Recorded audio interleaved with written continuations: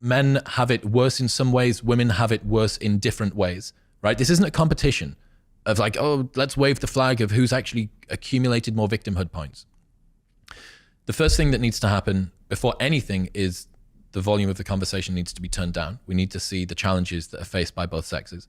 The second thing that needs to be put out front is that there needs to be a way to raise men up without bringing women down, because it is very easy for you to say, okay, so women are out achieving men in education and employment. Let's just put the reins on them and then everything's going to be brought back. You go, look, I am not trying to row back any of the gains that have been made by women over the last 50 years. But you do want to have eligible male partners, right? If the thermodynamics of attraction include the fact that women tend to want to date across and up in terms of status, employment, and education, you need to do something, right?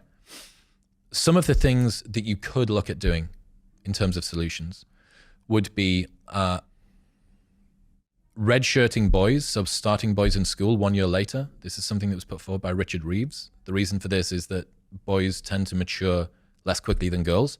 If you were to start boys 1 year later in school, it would mean that they would be more effective at their age. They would be more mature mentally. That's one start. Another one that I think is probably more controversial, but would make a big impact, would be to stop derogating motherhood, right? To start pedestalizing motherhood again. There is a huge movement in certain corners of women's advice that any woman who decides to become a mother is essentially a second-class citizen. I don't think that that's true. I don't think that a woman that chooses to become a mother is a second-class citizen. But women often fear becoming just a mother, right? Or just a wife, or at worst, a domestic prostitute. And they flee from this specter of family life into the open arms of a corporate employer. And laughably, we call this process freedom. How can it be that the thing that most of us are grateful for, a great mother in our life, has now been derogated as some sort of it's like somebody's been rubed into a role that the patriarchy always wanted them to do, right? There was an article a little while ago that said maternal instinct is a myth. That basically the only reason that maternal instinct exists is because the patriarchy has convinced women that they're actually supposed to like kids. It's like, I can't even begin to explain how ridiculous that is if you look at all of the sex differences in terms of the way that humans work. Pedestalizing motherhood would make women fear being a mother less. It would make it an aspirational goal for them to pursue. One of the scariest stats that I learned was from a guy called Stephen Shaw. He did a documentary called Birth Gap. And in it, he talks about this declining birth rate. A meta-analysis by Professor Rinska Kaiser says that 80% of women who aren't mothers after their fertility window closes didn't intend to not be mothers. It's involuntary childlessness. Around about 10% of women are physiologically incapable of having kids. Very unfortunate. Around about 10% of women intended to not have children, which leaves a whopping 4 out of 5 non-mother women who didn't intend to not be mothers. And these women have support groups where they come together to grieve for families that they never had.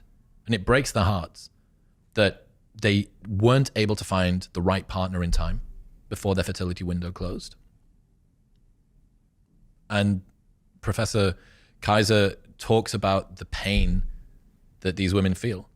And Stephen Shaw's been to these support groups, that women who thought that they had more time, that struggled to find a partner in time, they grieve for families that they never had. And that sentence just, it makes me feel so upset. Like, it's so painful to hear the prospect of a woman that wanted to have a family and couldn't. It's very difficult. So there's two solutions there that you've kind of offered up as potential solutions to that. Does that alone fix the other side of the coin, which is the huge quantity of men that are avoiding relationships, intimacy, women altogether? Not particularly. Raising men up somehow would be great. But I mean, where we begin with that, I don't know. I think men are heavily checked out of education and employment.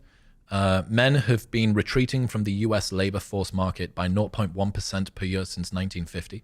87% in 1950, it's about 67% now. By 2050 or 2040 or 2050, it'll be 65%. Given that women want, on average, about 80% of women want a man with a stable job, this retreat is not good. Each step that men take where they take themselves out of education and employment not only isolates them and makes them economically less viable as contributors to society, it also makes them less eligible as mates.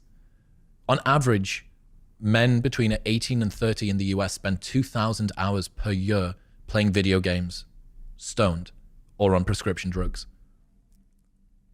That's not the eligible partner, right? So one other thing that you could look at doing is encouraging in-person dating. So online dating does worsen this issue because it allows you to optimize for objective metrics of success, right? On a dating app, and this is for both men and women. On a dating app, particularly for men, you can have your education level, you can have the car that you're with, you can talk about your job, so women are very much encouraged by the platform itself to take a incredibly low resolution view of this person. So all of the things that guys are able to work on, like, vibe and humor, being pleasant, being kind, being caring, being charming, none of that can come across on a Tinder profile. And this means that it further worsens the tall girl problem. You see how it would make the objective metrics even more and more worsened. Let's not forget that there are 3 men for every 1 woman on a dating app. So even if every man matched off with a woman, there would still be this huge number of men that didn't have a partner, right? So online dating hasn't delivered on the promises I think that anybody wanted for it. Women swipe right on around about 4.5% of profiles for men. Men swipe right on about 60% of profiles for women. This means that a lot of men see online dating as a waste of time. We spoke about how it buffers rejection and that it helps people to not feel rejection so much. But when you spend a lot of time on apps swiping right on 60% of people on average, and you don't get very many matches or any matches, or the few matches you do get never turn into dates, that would quite rightly make people feel disenchanted with the world of dating.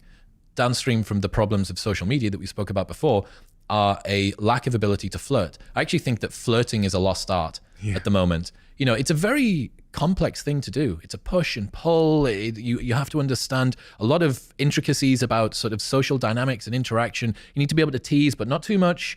And the art of flirting is incredibly difficult to get right.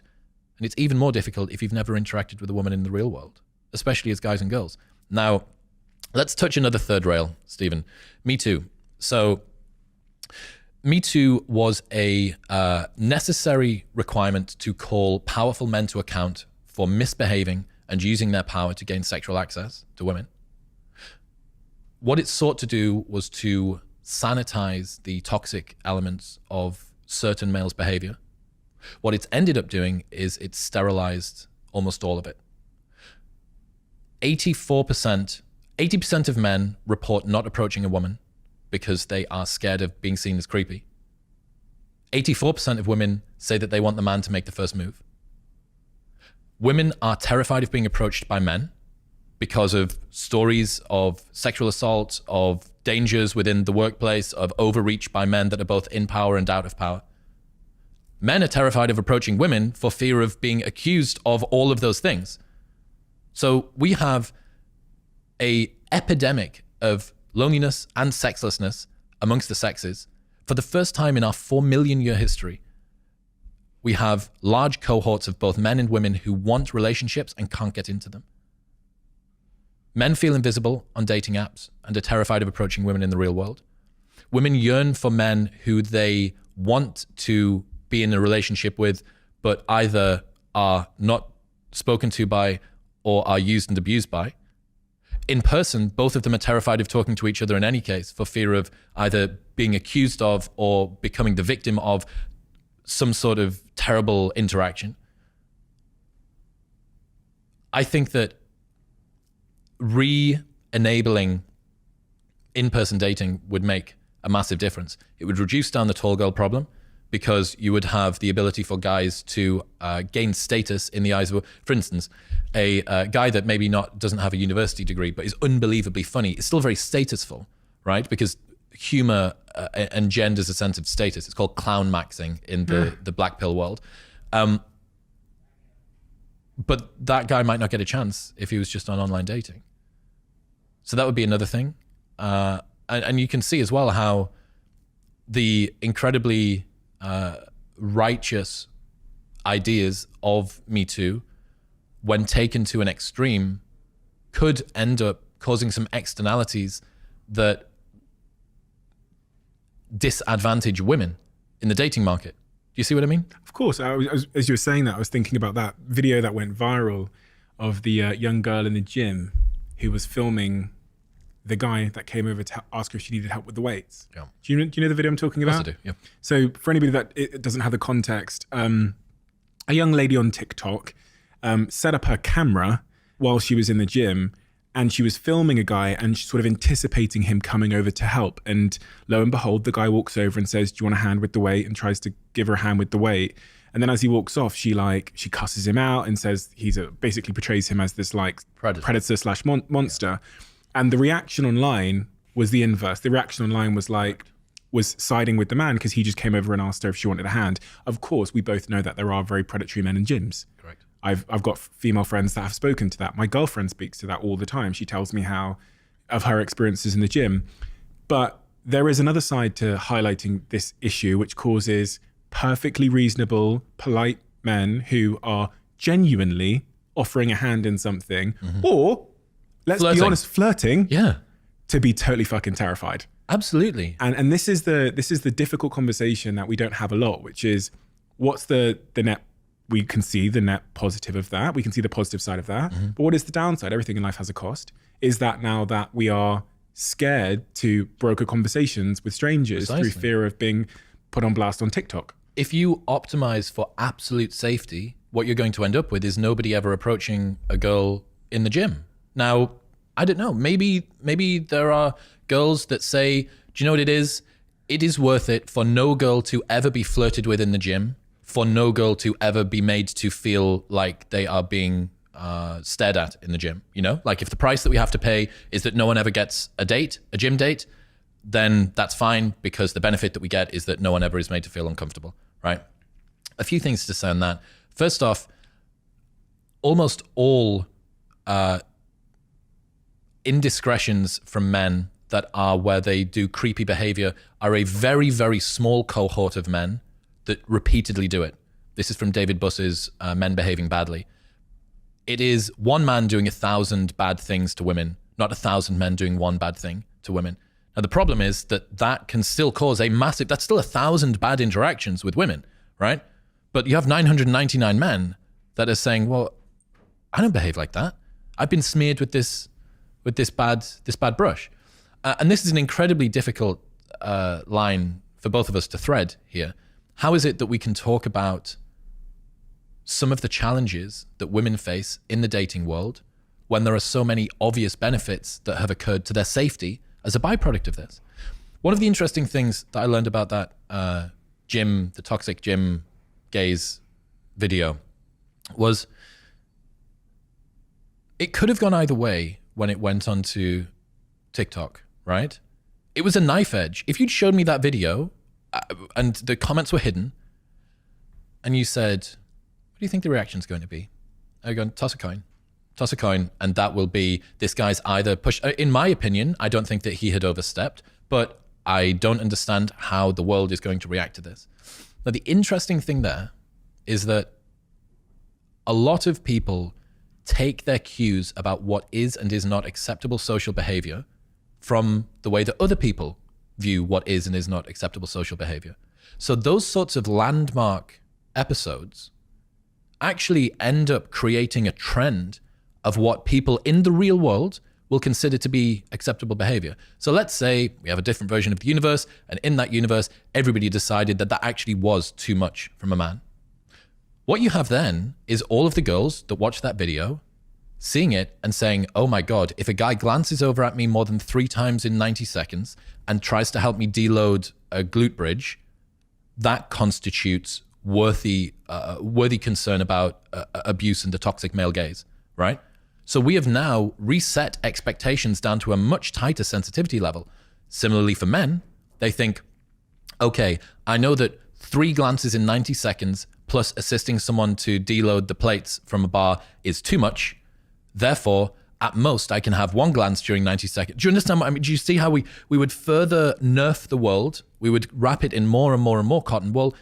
And then downstream from that, you concept creep this out to the stage where anything is toxically masculine. If you love the Diary of a CEO brand and you watch this channel, please do me a huge favor. Become part of the 15% of the viewers on this channel that have hit the subscribe button. It helps us tremendously, and the bigger the channel gets, the bigger the guests.